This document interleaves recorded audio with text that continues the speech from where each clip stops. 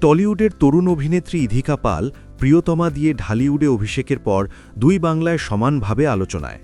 শাকিব খানের বিপরীতে প্রথম সিনেমায় অভিনয় করে রীতিমতো উথাল-পাথাল ঝড় তুলেন।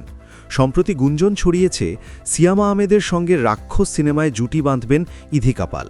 তবে ইধিকা নিজেই এই গুঞ্জনে চুনকালি লাগিয়েছেন। ভারতীয় একটি গণমাধ্যমে স্পষ্টভাবে তিনি বলেন, কিভাবে এই খবর ছড়ালো তা জানি না, আমার কানেও এসেছে, কিন্তু সিয়ামের বিপরীতে অভিনয়ের কোনো কথা হয়নি আমার সঙ্গে, কোনো প্রস্তাবও পায়নি।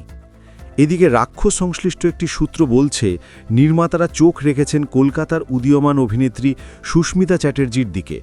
সৃজিত মুখার্জির প্রেমিকা হিসেবে আলোচিত এই নায়িকার সঙ্গে নাকি নির্মাতাদের কথা এগোচ্ছে।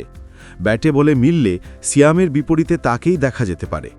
মেহেদী হাসান হৃদয় পরিচালিত রাক্ষস সিনেমায় প্রথমে সিয়ামের বিপরীতে অভিনয় করার কথা ছিল সাবিলা নূরের, কিন্তু ব্যক্তিগত কারণে তিনি সরে দাঁড়ালে নতুন নায়িকা খোঁজার যাত্রা শুরু হয়।